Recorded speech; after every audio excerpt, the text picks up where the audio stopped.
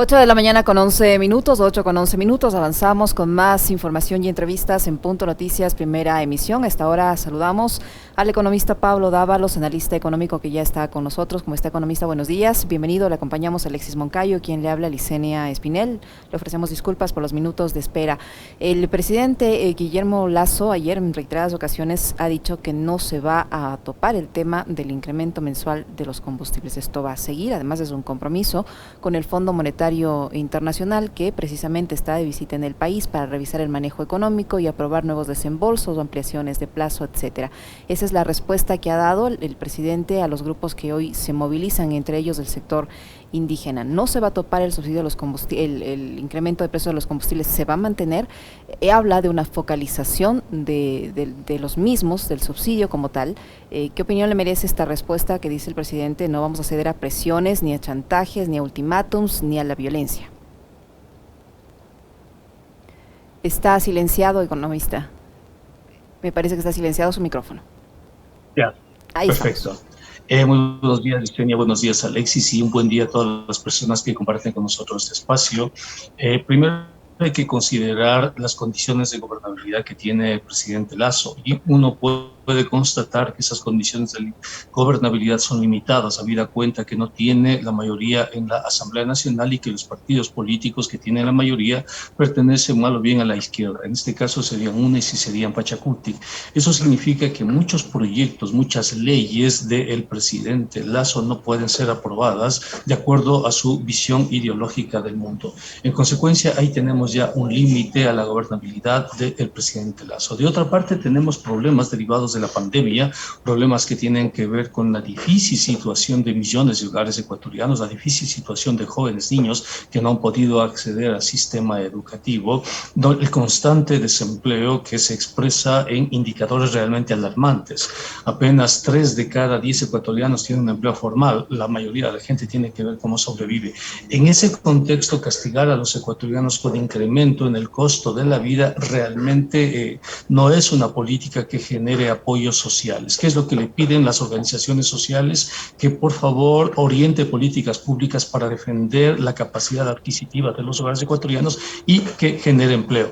¿Qué hace el presidente Lasso? El presidente Lasso se orilla al Fondo Monetario Internacional, se mantiene pegado a las directrices del Fondo Monetario Internacional y considera que es más importante seguir pegado al Fondo Monetario Internacional que a las demandas de sus propios ciudadanos. Y dice que no va a revisar los decretos que incrementan el precio de los combustibles. ¿De cuánto dinero estamos hablando? No, básicamente es el diésel. El diésel es el combustible que en este momento se subsidia.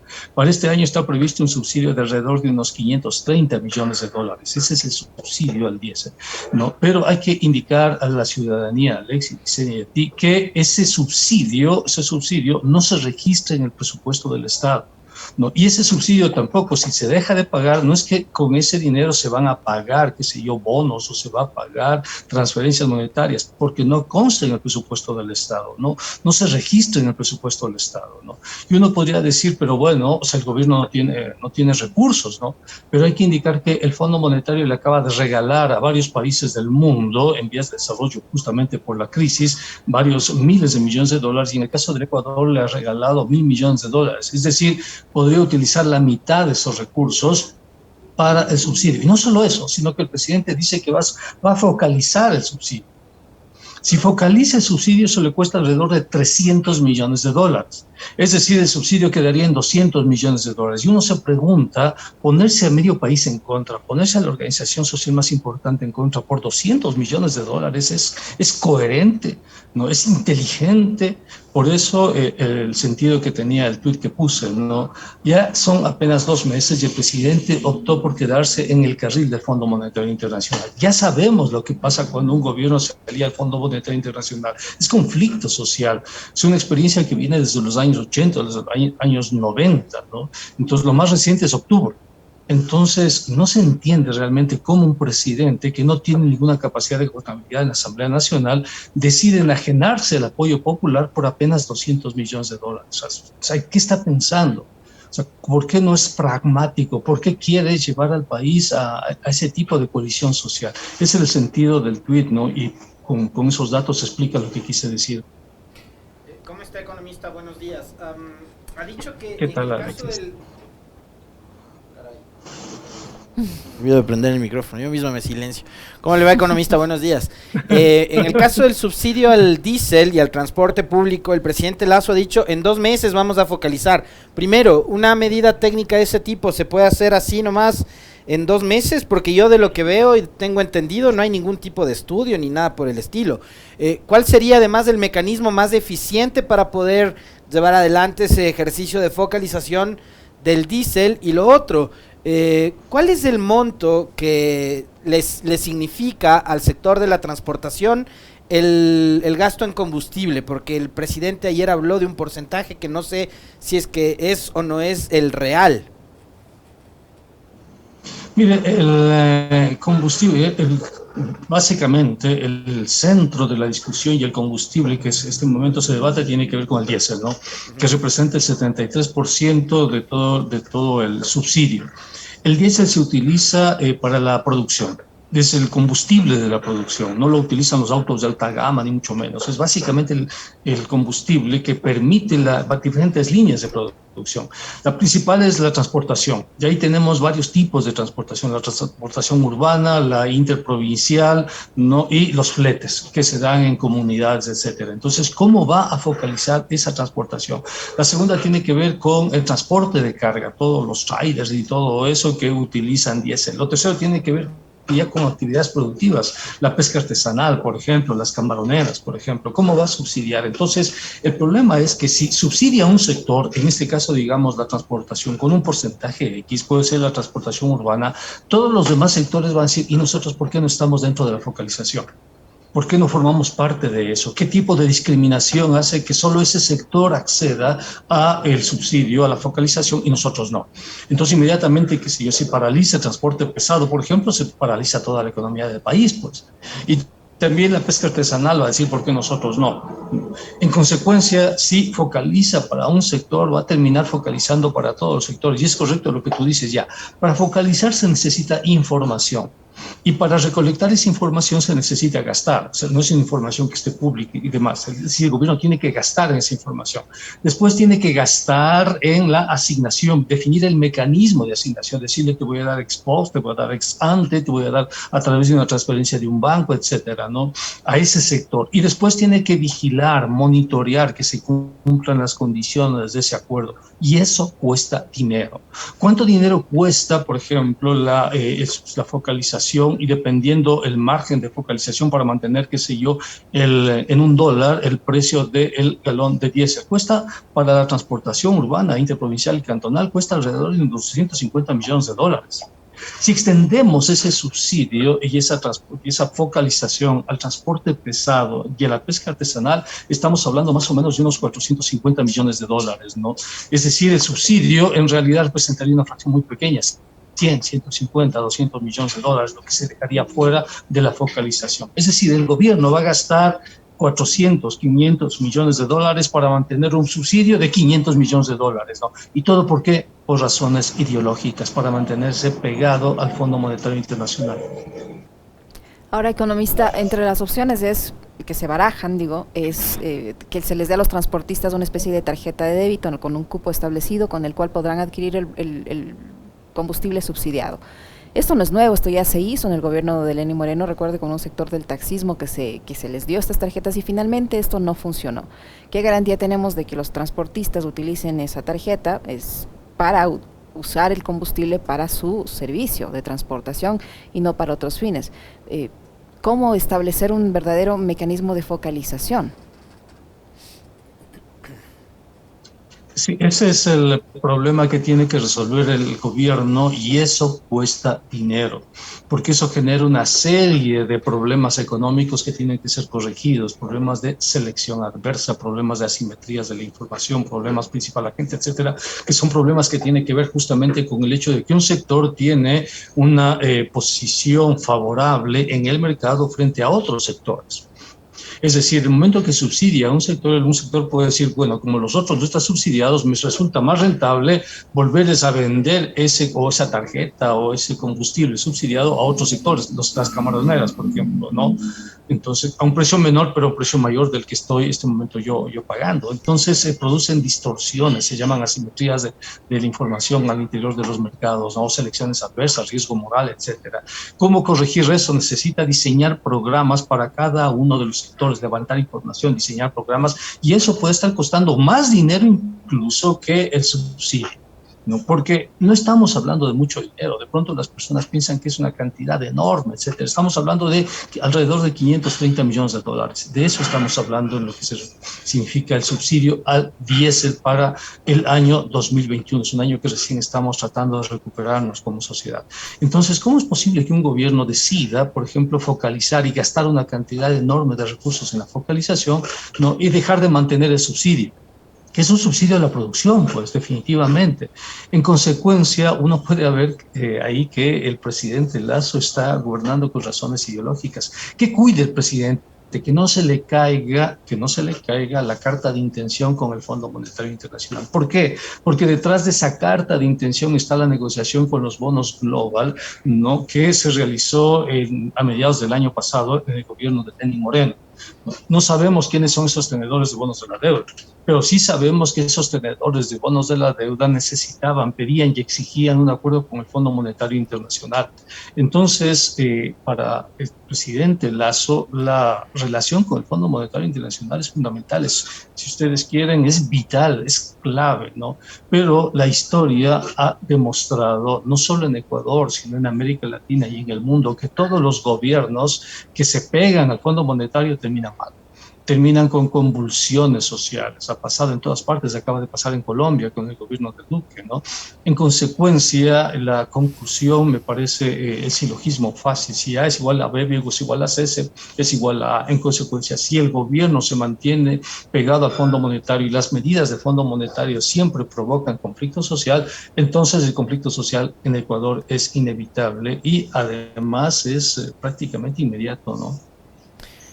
Economista, en estos días hemos visto una versión distinta de Guillermo Lasso. Hoy el presidente Lasso no es el mismo candidato ganador después del 11 de abril y no es tampoco el mismo de las campañas presidenciales de 2013, 2017 y demás. Yo ayer me cuestionaba precisamente eso en el comentario, decía, ¿con cuál versión de Guillermo Lasso tenemos que quedarnos? Y parecería que sigue siendo una máxima en nuestra política el hecho de que a algún actor, para conocerlo, hay que darle poder y ahí vamos a saber cuál realmente es su forma de ver, de pensar el mundo, la economía, la política, etcétera. Entonces, durante el gobierno de Correa, a Guillermo Lasso lo vimos en varias ocasiones, incluso respaldando la movilización indígena. Durante el gobierno de Correa, a Guillermo Lasso lo vimos respaldando las tesis de los Yasunidos y el llamado a consulta popular. Y así por el estilo. Ahora que es presidente, que ha ganado a la tercera la presidencia, vemos un Guillermo Lasso que advierte a quienes se van a movilizar, que los estigmatiza y los etiqueta despectivamente diciendo que se visten de pobres para hacerse pasar por algo que no son, que no están defendiendo los grandes intereses nacionales, por ejemplo. Y ayer en la noche, otra cosa que me llamó la atención es, dijo, vamos a ampliar la frontera petrolera, vamos a incrementar la producción petrolera, y digo, eso también contradice a ese Guillermo Lasso que respaldaba a los Yasunidos y que estaba en la defensa del Yasuní ITT y demás, ¿no? Entonces, ¿qué impresión le deja a usted esta nueva versión que estamos conociendo los ecuatorianos de Guillermo Lasso ahora como presidente? Es la única versión que existe en realidad. Guillermo Lasso siempre ha sido un hombre de derecha, siempre ha sido un político conservador, siempre ha estado apegado a los intereses de las grandes élites empresariales del país. Desde al menos tenemos memoria su participación en el feriado bancario de 1999, fue su primer ministro de Yamil Maguad en esa coyuntura, es decir, siempre ha estado apegado, por decirlo, al lado oscuro de la fuerza, ¿no? Entonces no sorprende ahora que es gobierno que tenga que llevar adelante su programa, pero la cuestión es qué tan factible le resulta al presidente Guillermo Lasso llevar adelante ese programa, ¿no? Lo otro son simplemente simulaciones, simulacros en términos de función propagandística y demás, pero el centro fundamental de Guillermo Lasso siempre ha estado ahí. Es un banquero que siempre ha apoyado la visión neoliberal de la economía y de la política, siempre ha sido conservador, siempre ha sido de derechas. No, lo otro han sido signos, han sido jugadas estratégicas con objetivos claramente publicitarios, ¿no? Que le permitan consolidar su imagen política para llegar a donde está ahora la presidencia, ¿no? Entonces sabemos que es un tipo conservador, que es un personaje político y su partido político está siempre orillado a las tesis neoliberales. Es posible ahora, en consecuencia, que Guillermo Lasso tenga el espacio político suficiente para aplicar esas tesis neoliberales que siempre han formado parte de su razón de ser, de su estructura política. Y la respuesta es que no. No tiene posibilidades, no tiene margen de acción, no tiene los votos necesarios en la Asamblea Nacional y no tiene el apoyo ciudadano. Y de hecho ya empezaron a evidenciarse varios pronunciamientos sociales, ¿no? Y a partir de hoy empiezan las movilizaciones sociales. Entonces estamos recién en el segundo mes de gobierno. Es decir, no tenemos absolutamente ningún periodo de gracia para que el pueblo ecuatoriano sepa exactamente contra qué gobierno tiene que confrontarse, ¿no? Entonces, las políticas de Guillermo Lasso se confrontan, se enfrentan a un principio de realidad. Y ese principio de realidad dice que no puede. Que este momento su apego al Fondo Monetario le va a significar un desgaste de capital político fuerte, potente, y no tiene ninguna posibilidad de solucionarlo. No puede llamar a una consulta popular porque la pierde, no puede ir a una muerte cruzada porque pierde. Es decir, está en una especie de jaque en el tablero del ajedrez de la política, no puede moverse. Pero las encuestas parece que dicen lo contrario, porque le dan 74% de aprobación. La libertad suficiente, ¿no? Economista, pero las encuestas parece eso que no sirve, eso no sirve. ¿Usted no cree que Alexis, eso no sirve. En la real política... le decía economista, ¿usted no cree que el desempeño que ha tenido... El desempeño que ha tenido el presidente Lasso en el tema de la vacunación, que le ha dado estos niveles de popularidad y aceptación absolutamente contundentes, ¿no le van a ser suficientes para enfrentar estos problemas generados de las decisiones económicas, cree usted? Totalmente, porque puedes tener un 73 o como Lenín Moreno, que llegó a tener 77% de popularidad, pero con ese 77% no se aprueban las leyes que necesita en la Asamblea Nacional. En la Asamblea Nacional no tiene los votos para aprobar las leyes. En la Asamblea Nacional probablemente no le apruebe ni siquiera el presupuesto del Estado, ¿no? Y la Asamblea tiene la capacidad de fiscalización, ¿no? Fíjate cómo poco a poco la política ha retornado a la Asamblea Nacional. Cada vez hablamos más de la Asamblea Nacional y menos del Ejecutivo, porque ahí poco a poco radica, si tú quieres, la posibilidad de la política en el país, en la Asamblea Nacional. Entonces el presidente puede tener el 90% de aceptación, si tú quieres, que si en la Asamblea Nacional no tiene los votos, ese 90% no le sirve absolutamente para nada. Puede tener 90% de popularidad, que si se enfrenta a movilizaciones sociales que le reclaman por el empleo, le reclaman por la redistribución del ingreso, ese 90% no le sirve absolutamente para nada. Es un simulacro que generan los grandes medios de comunicación pensando que con eso se puede amortiguar, si tú quieres, la capacidad y el espacio de maniobra que tiene el gobierno, pero no es así. O sea, en la política lo que no se gana se pierde y hay que ser absolutamente pragmático. Se llama gobernabilidad, ¿no? Si no se tiene gobernabilidad, entonces hay que pagar por no tener esa gobernabilidad. Y eso le está pasando ya a Guillermo Lasso. Puede tener toda la popularidad del mundo, pero no tiene gobernabilidad.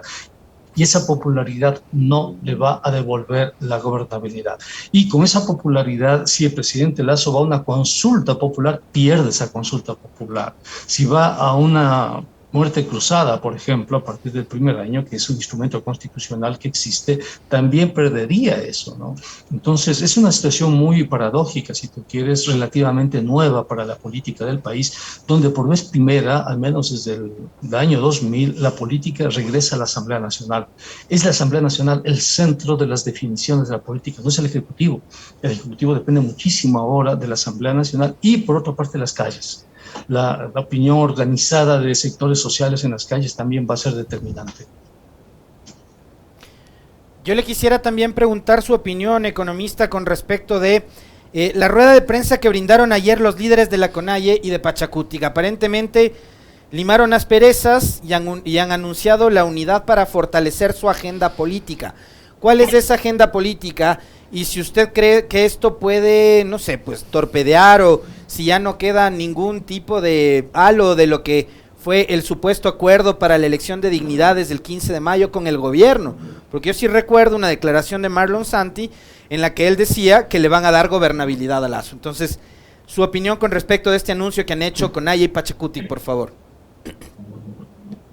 Sí, es correcta tu apreciación, estimado Alexis, porque efectivamente el hecho que Pachacuti en este momento se haya plegado, o en todo caso la fuerza gravitatoria que ejerce el liderazgo de Leonidas Issa haya hecho que Pachacuti retorne a la órbita de la CONAIE, da cuenta de cambios en el sistema político. Por eso te decía, el presidente ya no puede aprobar las leyes que él pensaba que podía aprobar, no los acuerdos que él pensaba que podía tener dentro de la Asamblea, porque ya no existen esos acuerdos. La elección de la CONAIE cambió absolutamente todo el tablero de la política nacional.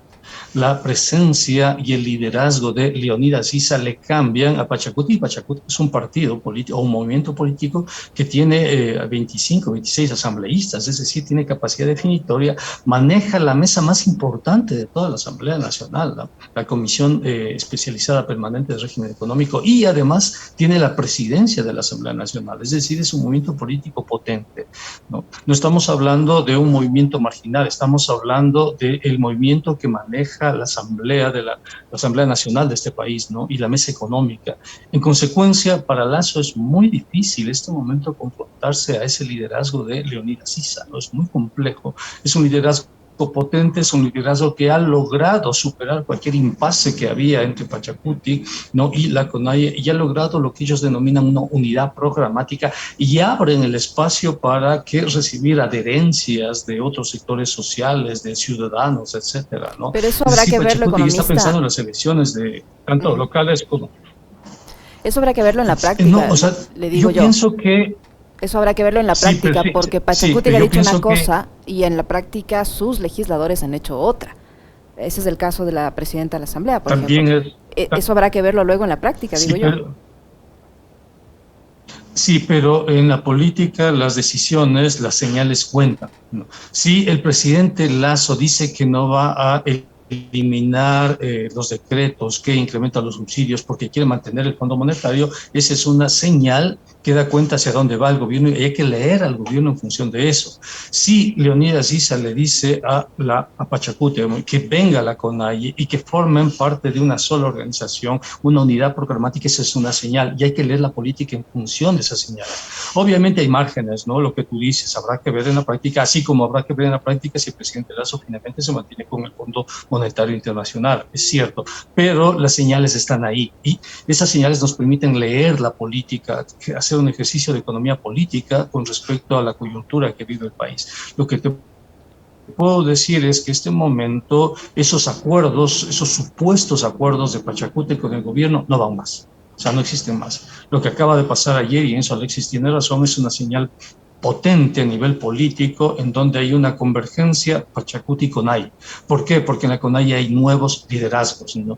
Y al existir nuevos liderazgos, cambian las reglas de juego, cambia la forma por la cual debe verse la política. Pero claro, el escepticismo puede mantenerse, no es saludable el escepticismo, pero en todo caso las señales están ahí, y con esas señales hay que tratar de interpretar lo que va a venir en la política ecuatoriana. Muy bien, muchísimas gracias al economista Pablo Dávalos, que ha estado con nosotros. Gracias, economista. Muy amable.